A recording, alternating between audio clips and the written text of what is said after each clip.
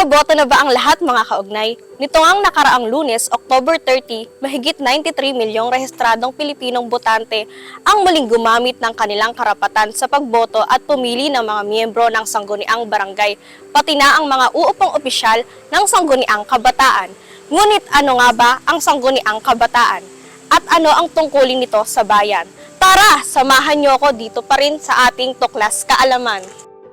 Ang Sangguniang Kabataan o mas kilala bilang SK ay isang regional council na kumakatawan sa mga kabataan ng isang barangay sa buong Pilipinas.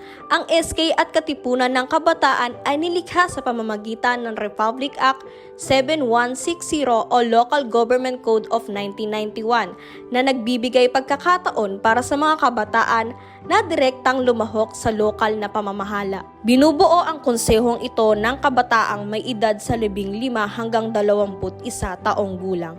Noong December 4, 1992, ang mga unang naupo bilang mga opisyales ng SK ay nahalal sa halos 42,000 barangay.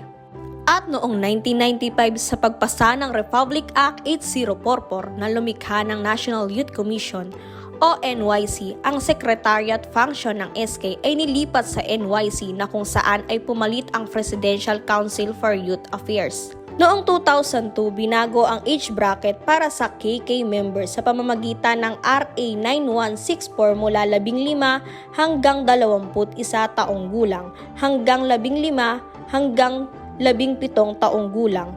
Ang SK chairperson na inihalal ng mga miyembro ng kabataan sa loob ng barangay na siyang nagsisilbing pinuno na kumakatawan sa mga adhikain at alalahanin ang mga kabataan. Tinutulay nila ang agwat sa pagitan ng mas batang mamamayan at konseho ng barangay na nagtataguyod para sa mga programang proyekto at patakarang nakatuon sa kabataan.